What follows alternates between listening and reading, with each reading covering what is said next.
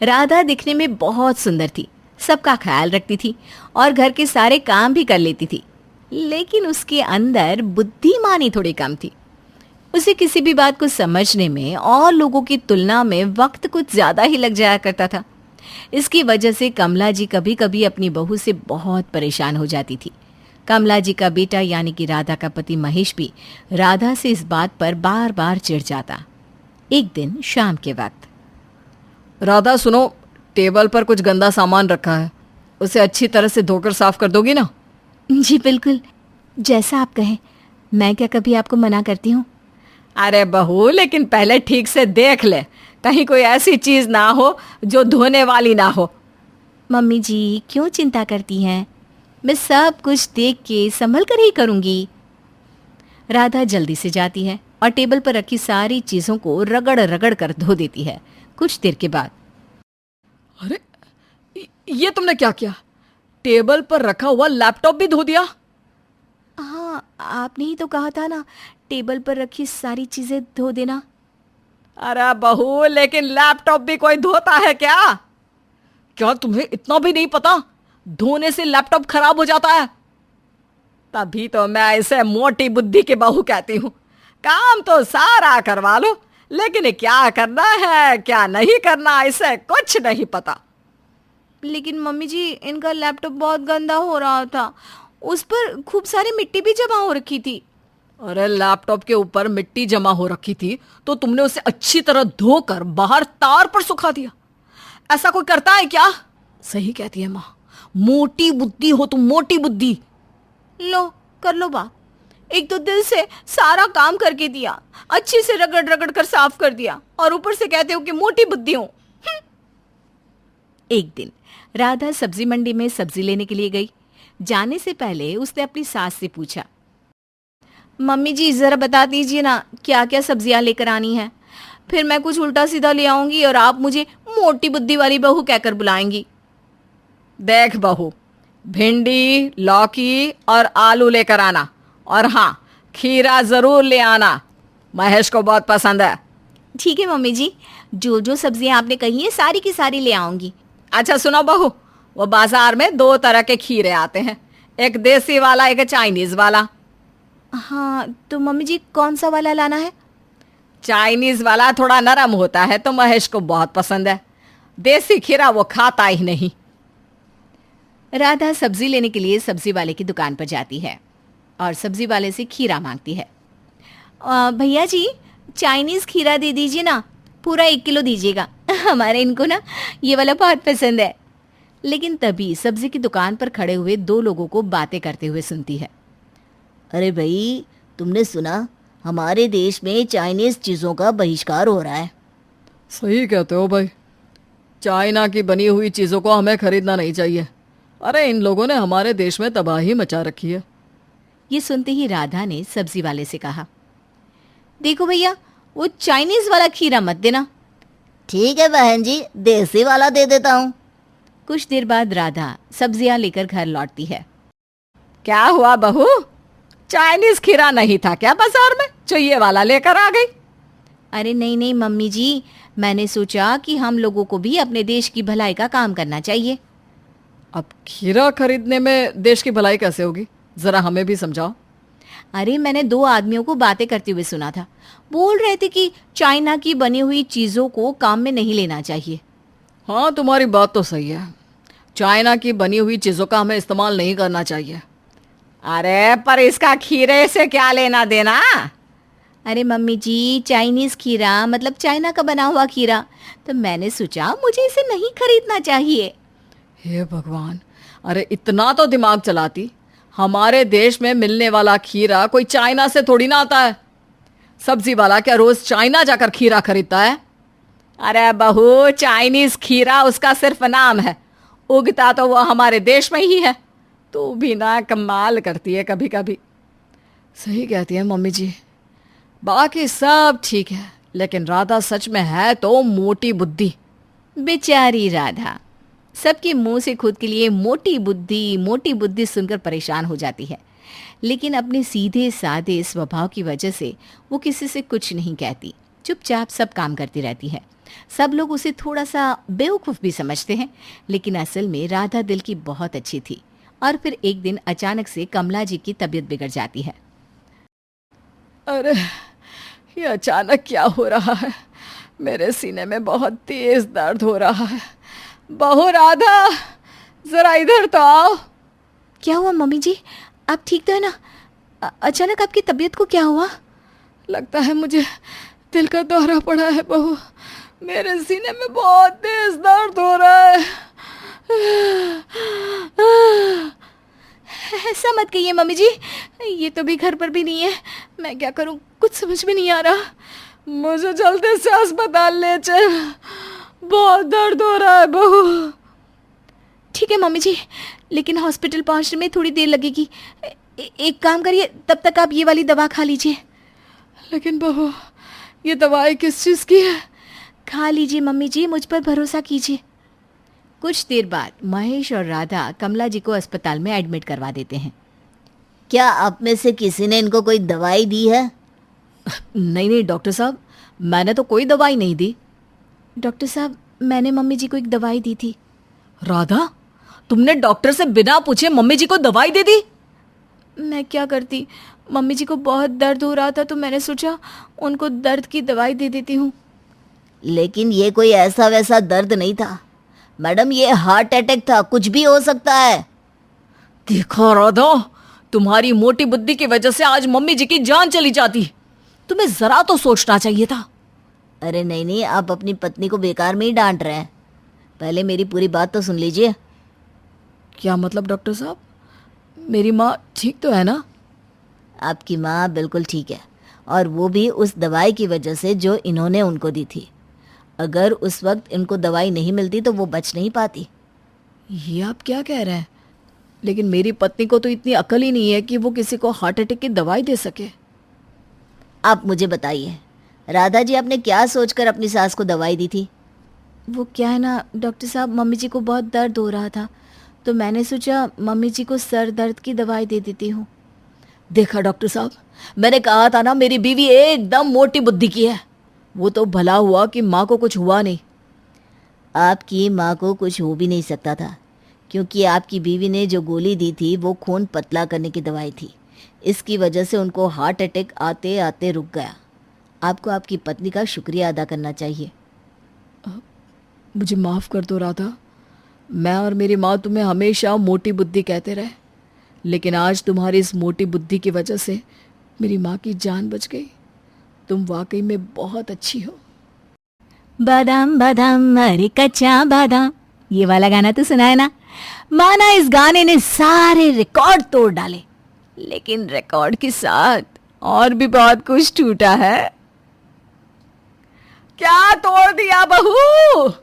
अरे ये किसने गाया है कच्चा बादाम? जरूर उसी पर नाच रही होगी। उधर बहू जल्दी से किचन की सारी टूटी प्लेट बटोरने में लगी रहती है। तभी सास आ जाती है। फिर तोड़ दी प्लेट? अरे कितनी मुश्किल से मेरा बेटा ऑफिस से चुरा चुरा कर महंगी कटलेरी लाता है, और तू है कि नाच नाच कर सब तोड़ देती है। माँ जी, वो न जाने किसने बदमाशी की है। अरे मैं तो काम कर रही थी किचन में, पता नहीं खिड़की से किसने कच्चा बादाम बजा दिया। वाह जी वाह, अब तो मोहल्ले वाले भी मजा लेने लग गए हैं तेरा कच्चे बादाम का।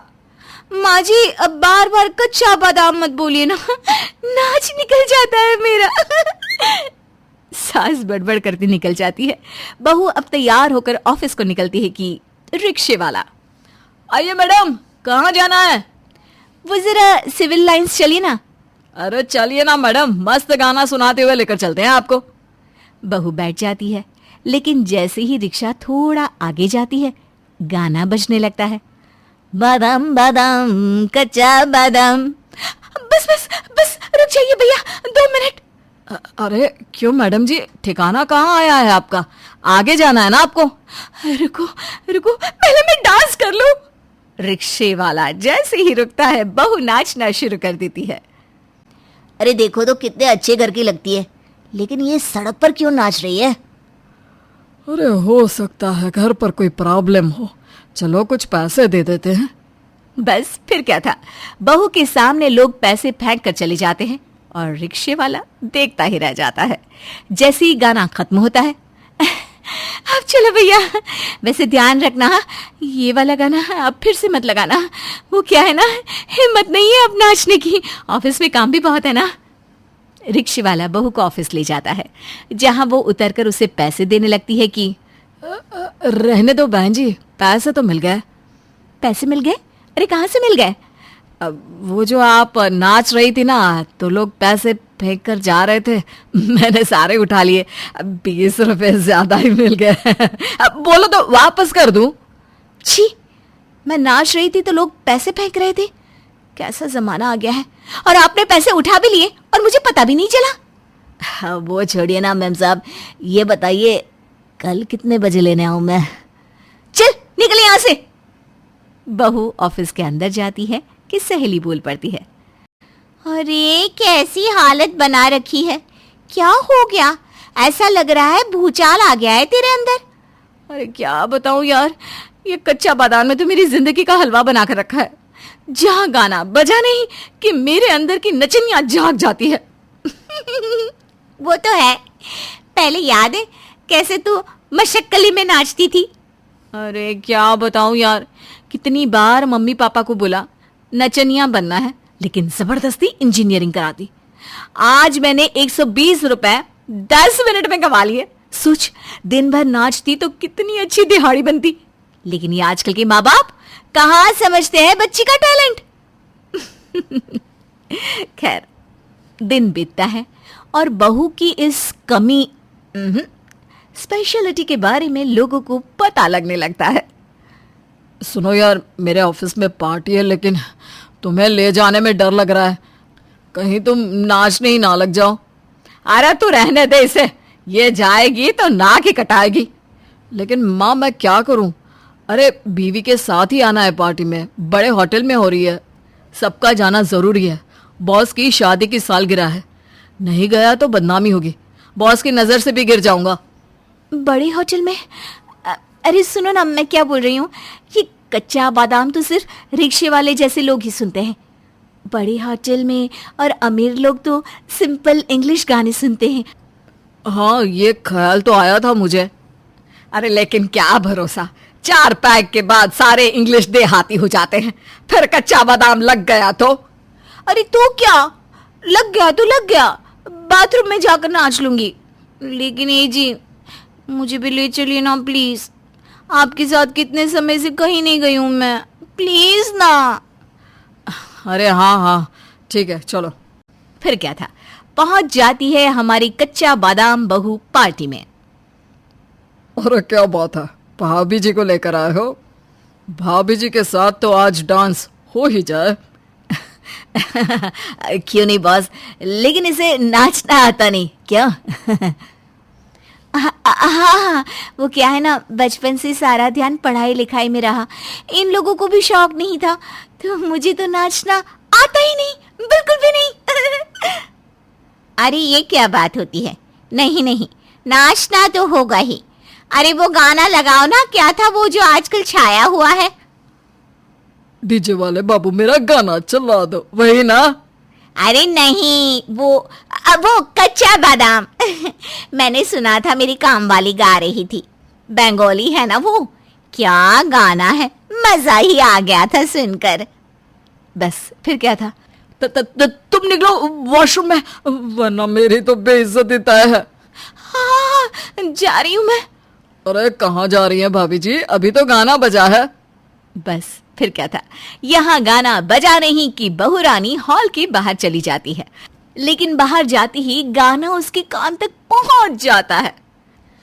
बदम बदम, और बहू जहां थी वहीं नाचने लग जाती है, और इतना जोर जोर से नाचती है कि उसके हाथ से एक पास की कांच की मेज गिरकर टूट जाती है, जिसकी आवाज से सारे लोग बाहर आ जाते हैं। क्या बात है भाभी जी, हमारे साथ तो नाची नहीं और बाहर इतना जोर से नाची कि टेबल तोड़ दिया। वाह जी वाह। ये कैसी पढ़ने लिखने वाली है जो बाहर जाकर वेटर के सामने नाच रही है? पति सर पर हाथ रख लेता है और बीवी को घर ले आता है। घर आकर, माँ आज तो समझ ले पूरी इज्जत का फालूदा ही हो गया। अरे क्या हो गया? है क्या? फिर कच्चा बादाम? और नहीं तो क्या माँ। रोते रोते पति माँ को पूरी बात बताता है। बहू, ये कोई बीमारी तो है नहीं, तो खुद पर इतना कंट्रोल भी नहीं कर सकती क्या? क्या करूं माँ, समझ में ही नहीं आता कि कैसे करूं। मैं खुद परेशान हो चुकी हूँ इस गाने से।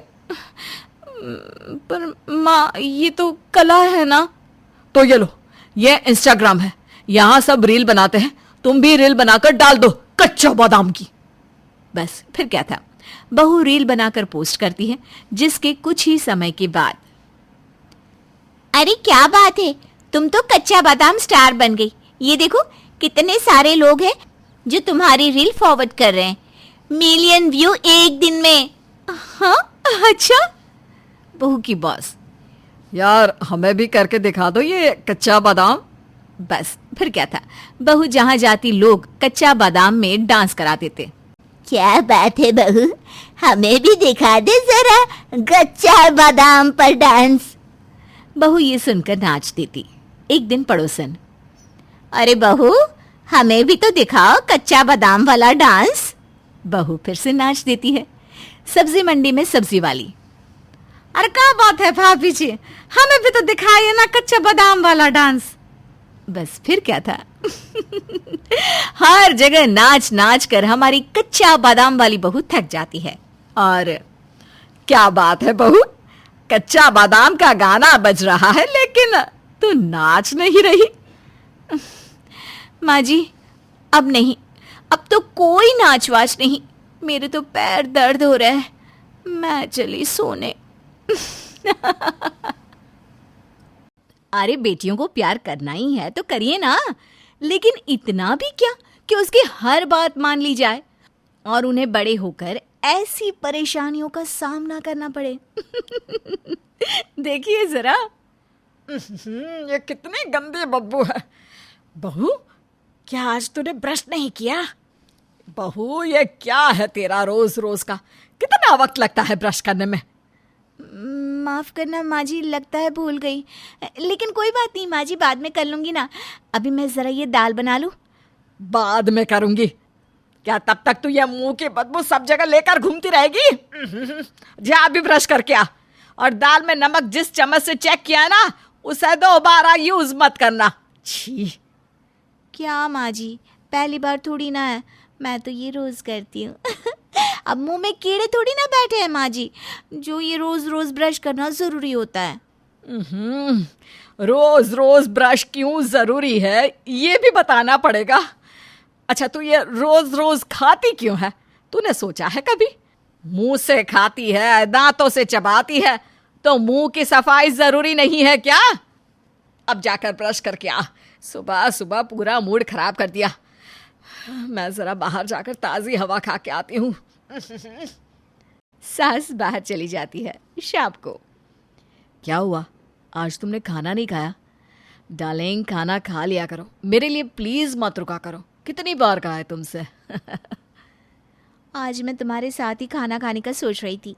वो क्या है ना, मैंने आज देखा था यूट्यूब में, साथ और एक थाली में खाने से प्यार बढ़ता है। अच्छा, ये बात है, ठीक है, तुम खाना लगाओ, मैं चेंज करके आता हूँ। पति चेंज करके आता है। आइए ना, बैठिए, मैंने खाना लगा दिया है, वो भी एक ही थाली में। क्यों, क्या हुआ? तुम खाना नहीं खा रही हो क्या? एक थाली क्यों? अरे खाऊंगी ना। वो आज मैं सोच रही थी कि कब से हम कहीं किसी डेट पर नहीं गए, तो सोचा घर पर ही डिनर करें, इसलिए हम दोनों के लिए मैंने एक ही प्लेट लगाई है। हम दोनों एक ही प्लेट से खाएंगे। आज क्यों अचानक से? सब ठीक है ना?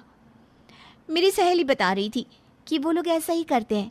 बच्चे होने के बाद पति पत्नी को एक दूसरे के साथ ज़्यादा समय नहीं मिलता, इसलिए वो ऐसे ही समय निकालते हैं। देखिए ना, वैसे भी हम दोनों के बीच से रोमांस कहाँ चला जा रहा है, समझ में ही नहीं आ रहा। ये बोलकर वो पति के पास जैसे ही मुंह ले जाती है, पति के मुंह में जोर का गंध जाता है। लेकिन मैं तुम्हारे साथ एक ही प्लेट में खाना शेयर करके नहीं खा सकता। ये बोलकर वो मुंह बना लेता है। लेकिन क्यों? जब बाकी पति पत्नी कर सकते हैं तो हम दोनों क्यों नहीं? इसमें प्रॉब्लम क्या है? वैसे भी मैं तो अब बस तुम्हारा ही जूठा खाऊंगी और तुम मेरा। झूठा? और वो भी तुम्हारा? और प्रॉब्लम तुम हो। एक तो वैसे भी तुम कभी कभी ब्रश नहीं करती, ऊपर से तुम्हारे मुंह से जब बदबू आती है उसकी तो बात ना करो तो ही बेहतर है। तुम्हारे साथ एक प्लेट में खाना शेयर करके खाना मतलब अपने दांतों पर कीड़े लगवाने के बराबर है। इसलिए तुम ना ये सब ना करो तो ही बेहतर है। बाकी प्यार भरपूर करता हूँ तुमसे। क्या जी, आप कैसी बात कर रहे हैं? ये तो बहुत छोटी बात है। लेकिन आज मैंने ब्रश किया है। हाँ देखो, ब्रश करते करते मेरा मुंह भी कट गया। इसलिए तो मुझे ये ब्रश करना पसंद नहीं। तुम चाहते हो कि मेरे मुंह से खून निकले? अरे कैसी बात करती हो? ब्रश करने को कह रहा हूँ, कोई जंग नहीं लड़नी है दांत से। यार कैसे तुम ऐसे गंदे मुंह के साथ रह सकती हो? कितनी प्यारी शक्ल है तुम्हारी, लेकिन मुंह खोलते ही। लेकिन करे तो क्या करे मियाँ, बीवी सुनती कहाँ है जो ये बात सुन लेती। रामपुर गांव के किसान दीनाराम ने अपनी बेटी सुगना की शादी 5 साल की उम्र में ही कर दी और 10 साल की उम्र होते होते सुगना के पति की मौत हो गई। सुगना ने कभी अपने पति का चेहरा तक नहीं देखा था, लेकिन समाज और गांव वालों की तरफ से उसे विधवा का दर्जा दे दिया गया। इस उम्र में सुगना बच्चों की तरह खेलती कूदती, उसे तो विधवा शब्द का मतलब तक नहीं पता था। एक दिन सुगना के सास ससुर दीनाराम के घर आते हैं। हमारी बहू अब 10 साल की हो गई है, इसे हम अपने साथ लेकर जाएंगे। अरे लेकिन मेरी बेटी आपके घर जाकर क्या करेगी? वो तो बहुत छोटी है, और वैसे भी आपका बेटा तो अब इस दुनिया में नहीं रहा। उसका आपके साथ रहने का क्या मतलब है? क्या हुआ अगर हमारा बेटा इस दुनिया से चला गया? इस लड़की से उसकी शादी हुई थी और अब इसे हमारे साथ हमारे घर पर ही रहना होगा, सारा काम संभालना होगा। नहीं नहीं, ये बिल्कुल गलत है, ऐसा नहीं हो सकता। अरे कैसे नहीं हो सकता? यही हमारे गांव का रिवाज है, और अगर तुमने हमारी बात नहीं मानी तो हम पंचायत बिठाएंगे। मैं आपकी बात मानने को तैयार नहीं हूँ। अब तो इसका फैसला पंचायत में ही होगा। दीनाराम, तुम्हारी बेटी सुगना इनके घर की बहू है और इस नाते उसको इनके साथ जाना चाहिए। सरपंच साहब, ये आप क्या कह रहे हैं? मेरी बेटी अभी सिर्फ 10 साल की है, बचपना है उसमें, इन सारी चीजों की उसमें समझ भी नहीं है। सरपंच साहब, दीनाराम हमारी बात सुनने को तैयार ही नहीं है। अब आप ही बताइए, बेटा तो हमारा मर गया, क्या बहू को भी हम अपने साथ ना रखे? दीनानाथ, तुम्हें पंचायत की बात माननी ही होगी। माफ कीजिए सरपंच साहब, लेकिन मैं ये आपकी बात मानने को तैयार नहीं हूँ। ठीक है, अगर तुम पंचायत की बात नहीं मानोगे तो तुम्हें दंड मिलेगा। तुम्हें ये गांव छोड़कर जाना होगा। दीनाराम अपनी 10 साल की बेटी सुगना को लेकर गांव छोड़कर चला जाता है। गांव में कोई नहीं जानता कि दीनाराम अपनी बेटी को लेकर आखिर गया कहाँ। कुछ सालों के बाद सरपंच का पोता दिलीप शहर से पढ़ाई करके गांव वापस लौट आता है। अब वो एक बहुत बड़ा डॉक्टर बन गया था। दादाजी, मुझे शहर में एक लड़की पसंद आ गई थी और मैं उसी से शादी करना चाहता हूँ। देखो बेटा, तुम शहर से पढ़कर आए हो, ये बात बिल्कुल सही है, लेकिन हमारे यहाँ अपनी मर्जी से शादी करना अच्छा नहीं माना जाता। ये हमारे गांव के कानून के खिलाफ है। लेकिन दादाजी, वो लड़की भी मेरी तरह बहुत बड़ी डॉक्टर है। इतनी कम उम्र में उसने बहुत पैसा और नाम कमाया है। नहीं नहीं, चाहे वो कितनी भी बड़ी डॉक्टर हो, हमारे घर की बहू नहीं बन सकती। मेरी माँ मुझे इस बात के लिए कभी मना नहीं करेगी दादाजी। अगर आप मुझे इस बात की परमिशन नहीं देंगे तो मैं अपनी माँ से बात करूंगा। अरे वो क्या तुम्हें परमिशन देगी? वो तो खुद विधवा है। उसका काम सिर्फ घर में काम करना है, इससे ज्यादा कुछ नहीं। घर के सारे फैसले मैं ही लेता हूँ। दिलीप अपनी माँ जमुना के पास जाता है। माँ, मैं एक लड़की को बहुत पसंद करता हूँ और उससे शादी करना चाहता हूँ, आप मेरी मदद कर दो ना। देख बेटा, 15 साल की थी जब तुम्हारे पापा से शादी करके इस घर में आई थी। 18 साल की उम्र में तुम हो गए और उसके बाद तुम्हारे पापा इस दुनिया को छोड़कर चले गए। तब से लेकर आज तक इस घर में सिर्फ नौकरानी की तरह काम करती आई हूँ। लेकिन उससे क्या फर्क पड़ता है माँ? आप मेरी माँ हो, मेरी जिंदगी के फैसले लेने का हक आपको है। तुम जानते हो बेटा, इस गांव के लोगों की सोच कैसी है। यहाँ पर लड़की के विधवा हो जाने पर उसकी जिंदगी को नरक बना देते हैं ये लोग। और मैं तो वैसे भी कम उम्र में विधवा हो गई थी। लेकिन माँ, इसमें आपकी कोई गलती थोड़ी ना है। जहां तक मुझे याद है, पापा किसी बीमारी की वजह से चले गए थे ना। लेकिन तुम्हारे दादाजी और पूरा गांव तुम्हारे पापा की मौत की वजह मुझे समझते हैं। उन्हें लगता है कि मैं तुम्हारे पापा को खा गई। कितनी गलत सोच है इस गांव की। आप बताइए माँ, मैं क्या करूं? देखो बेटा, तुम्हारे दादाजी और ये गांव वाले कभी तुम्हें उस लड़की से शादी करने की इजाजत नहीं देंगे। तुम उस लड़की से चुपचाप शादी कर लो और फिर उसे घर ले आना। कुछ दिनों बाद दिलीप शहर की उस लड़की सोनाली से शादी करके उसे घर ले आता है। ये देखकर सरपंच को गुस्सा आ जाता है। मैंने तुम्हें लव मैरिज करने से मना किया था दिलीप। हमारी गांव वालों के सामने क्या इज्जत रह जाएगी? लेकिन मैं और दिलीप एक दूसरे को पसंद करते हैं, इस बात से आपको क्या परेशानी है? लड़की, तुम डॉक्टर हो, इसका मतलब ये नहीं कि मुझे जवाब दोगी। चुपचाप इस घर से निकल जाओ वरना अच्छा नहीं होगा। दादाजी, हम इस घर से निकलने के लिए नहीं आए। हम दोनों मिलकर इस गांव में एक हॉस्पिटल खोलेंगे और साथ ही यहाँ के लोगों की सोच को भी बदलने की कोशिश करेंगे। और हाँ, आज से माँ भी हमारे साथ ही रहेगी। धीरे धीरे दिलीप और सोनाली मिलकर गांव में एक बड़ा अस्पताल खोलते हैं। दिलीप और सोनाली लोगों की बहुत सेवा करते हैं, उनका फ्री में इलाज करते हैं। ये देखकर गांव के लोग दिलीप और सोनाली को बहुत पसंद करने लगते हैं और उनकी लव मैरिज करने वाली बात को भी भूल जाते हैं। तभी एक दिन दिलीप और सोनाली को पता चलता है कि गांव की किसी लड़की का बाल विवाह करवाया जा रहा है, तो वो दोनों फौरन वहां पहुंचते हैं। ये क्या कर रहे हैं आप लोग? ये लड़की अभी सिर्फ 12 साल की है और आप इसकी शादी करवा रहे हैं? अरे डॉक्टर साहब, ये तो हमारे गांव में बरसों से होता आया है, इसमें गलत क्या है? सब कुछ गलत ही तो है। इतनी कम उम्र में लड़कियों की शादी करते हो। कोई बाल विधवा हो जाती है और कोई जिंदगी भर अपने ससुराल में नौकरानी बनकर रह जाती है। क्या फायदा होगा इतनी कम उम्र में शादी करवाने से? आपको अपनी बेटियों को पढ़ाना चाहिए और सही उम्र में शादी करवानी चाहिए।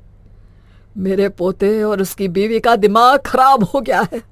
इस गांव की परंपरा जैसी है वैसी ही रहेगी। और क्या सबूत है तुम्हारे पास कि लड़कियों के साथ ऐसा कुछ होता है? तभी वहां पर एक बुजुर्ग आदमी आता है। गांव के लोग उसे पहचान नहीं पाते, लेकिन ध्यान से देखने पर पता चलता है कि वो दीनाराम था। अरे दीनाराम, इतने बरसों के बाद आज गांव में लौट कर आ गए भाई। क्या हालचाल है? देखने में तो तुम काफी रईस लग रहे हो। कहीं पर डाका डाल दिया क्या?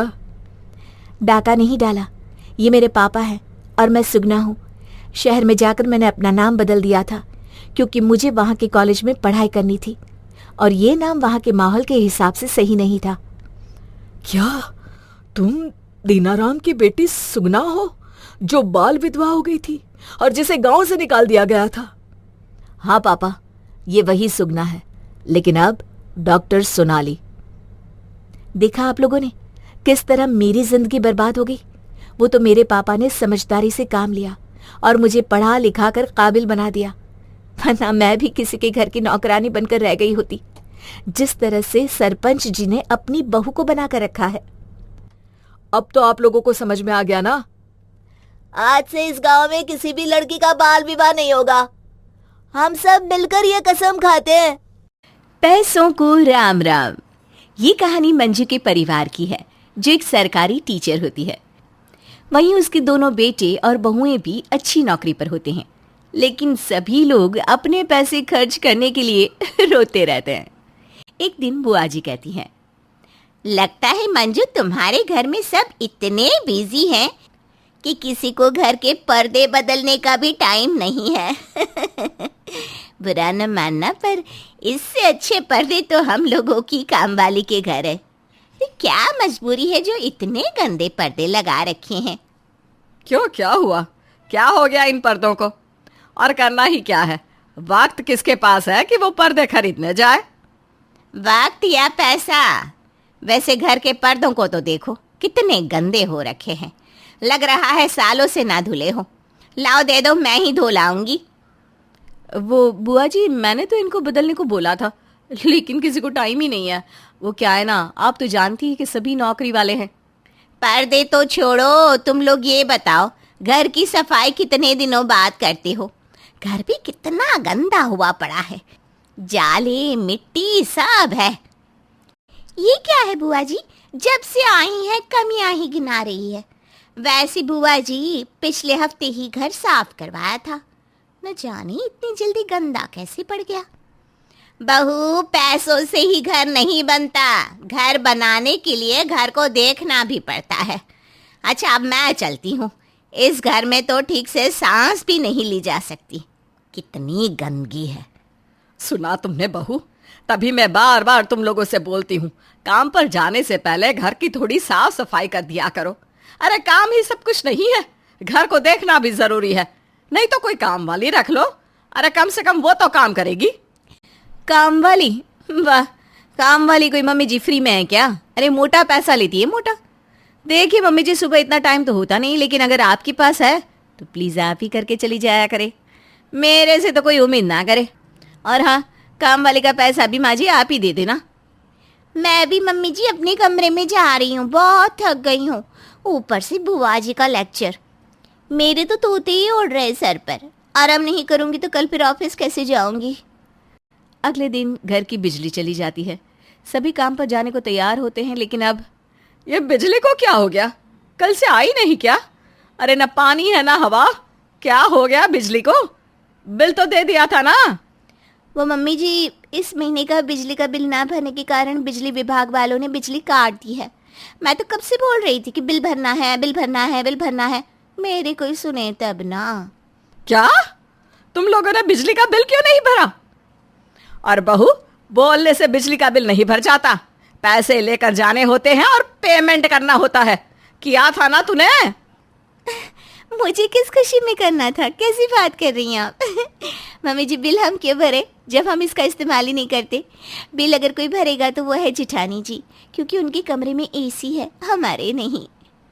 धीरे धीरे दिलीप और सोनाली मिलकर गांव में एक बड़ा अस्पताल खोलते हैं। दिलीप और सोनाली लोगों की बहुत सेवा करते हैं, उनका फ्री में इलाज करते हैं। ये देखकर गांव के लोग दिलीप और सोनाली को बहुत पसंद करने लगते हैं और उनकी लव मैरिज करने वाली बात को भी भूल जाते हैं। तभी एक दिन दिलीप और सोनाली को पता चलता है कि गांव की किसी लड़की का बाल विवाह करवाया जा रहा है, तो वो दोनों फौरन वहां पहुंचते हैं। वाह वाह, क्या बात है। हाँ हाँ, क्यों नहीं। लेकिन हम क्यों?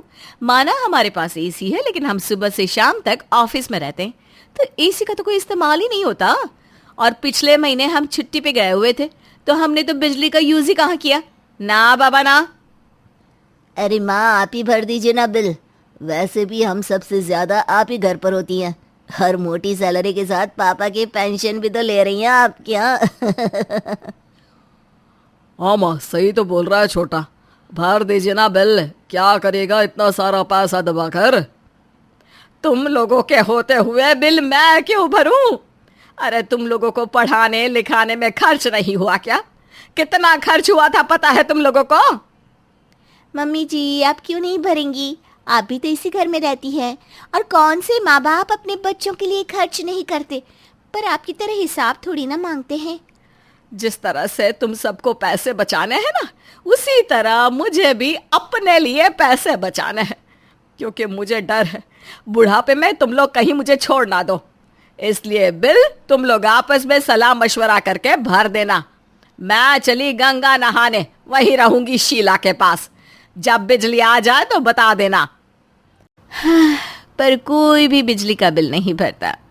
ऐसे ही हर बात पर सब तू मैं करते रहते हैं, और एक दिन इन सभी झगड़ों से परेशान होकर अब मैं इन रोज रोज के झगड़ों से परेशान हो गई हूँ। इसलिए मैं घर का बंटवारा कर रही हूँ। अब इस घर में 2 अलग अलग चूल्हे जलेंगे, सब अलग अलग रहेंगे, तो कम से कम 2-4 दिन यहाँ वहाँ करके मेरा तो गुजारा हो जाएगा। मम्मी जी, ये आपने बहुत अच्छा फैसला किया है। मैं भी नहीं पाल सकती सबको। अरे अब अपनी जिंदगी देखनी है या फिर इन लोगों के फालतू खर्चे ही झेलते रहें? हाँ मम्मी जी, ये फैसला आपको ना पहली बार में ही कर देना चाहिए था, तो इतना सब कुछ होता भी नहीं। अरे हमें भी तो देखना है अपना घर। चलो, सुबह का भूला शाम को घर लौटा है तो उसे भूला नहीं कहते। बंटवारे के कुछ दिन बाद ही दोनों ही घरों में एक बार फिर हलचल होती है। कितना खर्चा बढ़ गया है, और ये किस किस चीज के बिल बनने हैं? अरे ये पानी का भी बिल आता है क्या, वो भी इतना ज्यादा? देखो ये सब तुम देख लो, मुझे ऑफिस के लिए लेट हो रहा है। और हाँ, आज सब्जी क्या है? सब्जी? उसका बजट कहाँ है? वो तो वहीं तक था, दाल और सब्जी दोनों ही हो जाती थी। यहाँ तो या तो दाल या सब्जी। बाकी आप तो जा रहे हो, लेकिन मैं और अकेले कैसे करूंगी ये सब? इससे बढ़िया तो पहले वाला था। बंटवारा करने के बाद मेरा काम तो उल्टा बढ़ ही गया है, घटने की बजाय। शाम को देवरानी के घर। तुमने अभी तक खाना क्यों नहीं बनाया? मैंने तुम्हें मैसेज किया था ना कि मुझे देर हो जाएगी, तुम बना लेना। अरे देखो, खाना भी मैं नहीं बना सकती, इतना काम मेरे बस की बात नहीं है। तुम तो जानती हो मुझे ये खाना वाना बनाना नहीं आता। अब तुम आ गई हो तो जल्दी से बना दो। भूख के मारे चांद और तारे सब जमीन पर दिखाई दे रहे हैं। अब इतना थक के आने के बाद मुझे खुद ही खाना बनाना पड़ेगा। इससे तो पहले वाला ही ठीक था, जब भी मुझे देर हो जाती थी खाना पका पकाया मिल जाता था। उधर जिठानी। खाना बनाने का शौक है मुझे, लेकिन ये इतने सारे बर्तन, ये कौन मांझेगा? कितना अच्छा था बस खाना बनाकर रानी की तरह कमरे में सो जाओ। अब तुम लोगों को समझ में आ रहा है? जब हम एक साथ थे तो हमारे काम बढ़ जाते थे, जिसकी वजह से काम कम हो जाता था। और अब जब सबको अपना काम खुद करना है तो काम बढ़ेगा भी और बिगड़ेगा भी। सही बोल रही है माँ जी, अब तो अकेले घर नहीं चल सकता। बिल्कुल सही माँ जी, इतना काम तो मेरे दादा परदादा ने भी कभी नहीं किया होगा। मैं तो कमा कमा कर थक गया, लेकिन खर्चे पूरे ही नहीं हो पा रहे। भैया मैं भी घर आता हूँ तो घर काटने को दौड़ता है। तो सभी साथ रह लो, बस महीने का खर्चा और जिम्मेदारियां आधी आधी कर लो। क्यों? सभी सास की बात मान लेते हैं और प्यार से रहने लगते हैं। 3 सालियां। कोई भी समझदार सीधा सादा इंसान शादी करता है तो लड़की देखता है, उसके गुण परिवार देखता है। लेकिन क्या हो अगर शादी की जाए लड़की की बहनें देखकर? देखिए जरा। तुम्हारे तो बड़े ठाठ चल रहे। एक तरफ है घरवाली और दूसरी तरफ 3 साली। ऐसा नसीब तो बहुत कम लोगों का होता है भाई। वही तो, पूरा दिन ऐसे ही मजे में निकल जाता होगा। दिन में साली, रात को घरवाली। हमको तो तुमसे जलन होने लगी है यार, जिंदगी हो तो तेरे जैसी। अच्छा, इतनी ही जलन हो रही है तो तुम भी कर लो शादी। ढूंढ लो ऐसी लड़की जिसकी 3-4 बहनें हो। अरे अब कहाँ, हर किसी की किस्मत तुम्हारी तरह अच्छी थोड़ी ना होती है। वैसे मानना पड़ेगा तुझे, तेरा टाइम तो ऐसे ही निकल जाता होगा। तेरी सालियाँ हर वक्त जीजा जी कहकर तितलियों की तरह तेरे आसपास जो मंडराती रहती होगी।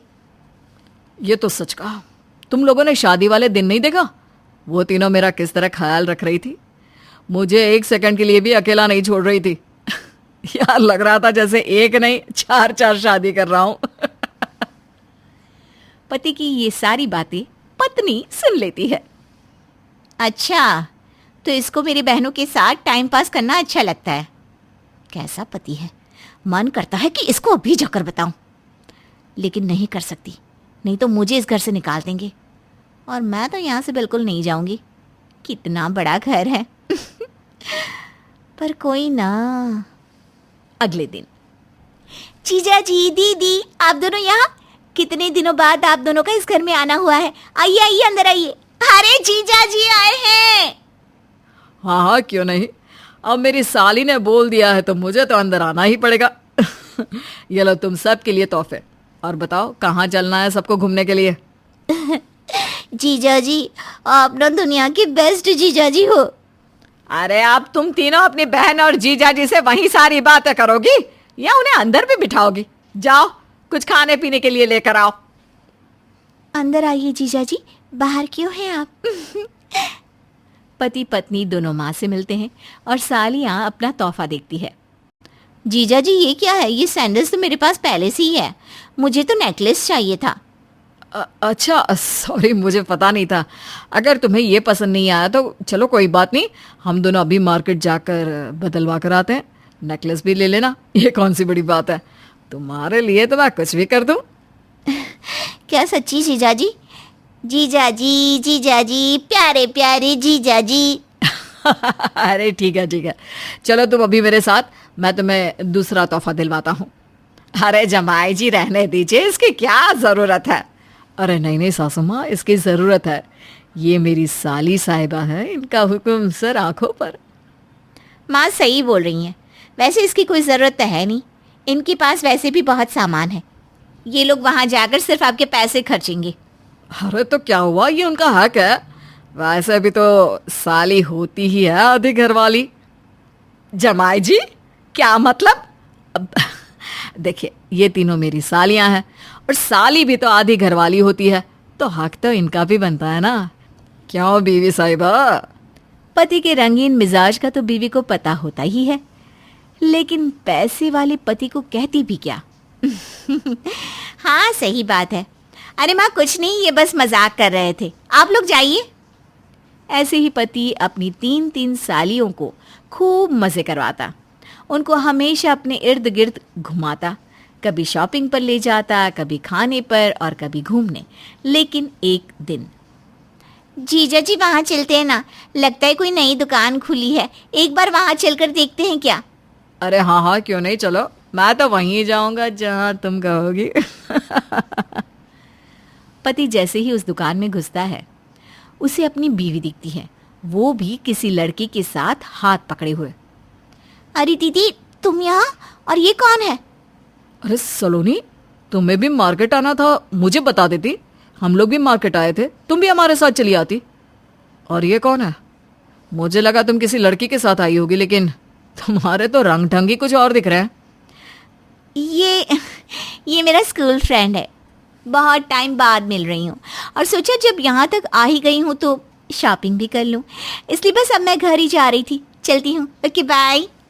ये बोलकर पत्नी और उसका बॉयफ्रेंड वहां से चले जाते हैं। शाम को, कौन था वो जिसके साथ आज तुम शॉपिंग पे गई थी? और तुम दोनों का क्या रिश्ता है? तुम्हारे चाल चलन ऐसे होंगे ये तो मैंने सोचा भी नहीं था। अरे फिर मुझसे शादी क्यों की? अरे मैंने बताया तो सही, स्कूल फ्रेंड है, जस्ट फ्रेंड, ओवर रिएक्ट मत करो। हाँ झूठ मत बोलो, फ्रेंड ही है या बॉयफ्रेंड? क्योंकि मैंने आज तक किसी को फ्रेंड का हाथ पकड़कर बाजार में घूमते नहीं देखा। नाक कटा कर रख दी मेरी। अच्छा, ऐसे तो मैं भी बोल सकती हूँ। तुम वहाँ मेरी बहनों के साथ क्या कर रहे थे? मुझे क्यों नहीं बताया कि तुम मेरी बहनों के साथ मार्केट जा रहे हो? इसमें छुपाने वाली क्या बात थी? अरे शॉपिंग करने गया था, और बोल तो ऐसे रही हो जैसे जानती ही नहीं। और वैसे भी बात बदलने की कोशिश मत करो, सच सच बताओ कौन है वो और कब से चल रहा है? मैं जानता हूँ वो तुम्हारा बॉयफ्रेंड ही है, तुम्हारी बहन ने मुझे सब कुछ बताया। तुम पहले उससे शादी करने वाली थी, लेकिन तुम्हारी माँ नहीं मानी। हाँ, वो मेरा बॉयफ्रेंड है और मैंने कभी उससे ब्रेकअप किया ही नहीं था। बस खुश, और बोलो क्या सुनना है? वो तो उसके पास पैसे नहीं थे, इसलिए माँ ने उससे मेरी शादी नहीं होने दी, वरना तो क्या? हाँ वरना तो क्या? कितनी बेशर्म औरत हो, अपने पति के होते हुए किसी और लड़के के साथ चक्कर चलाते तुम्हें शर्म नहीं आई? जब तुम उससे इतना ही प्यार करती थी तो मुझसे शादी क्यों की? उसी से कर लेती। मैंने तुमसे शादी इसलिए नहीं की कि मैं तुमसे प्यार करती हूँ, बल्कि पैसों के लिए मेरी माँ मेरी शादी किसी बड़े पैसे वाले घर में कराना चाहती थी, इसलिए। क्या तुमने मुझसे बस मेरे पैसों के लिए शादी की? कितनी सेल्फिश हो। अरे शादी दो आत्माओं का मेल होता है, पवित्र रिश्ता, लेकिन तुम जैसे लोग क्या समझेंगे? इतना शौक क्यों लग रहा है तुम्हें?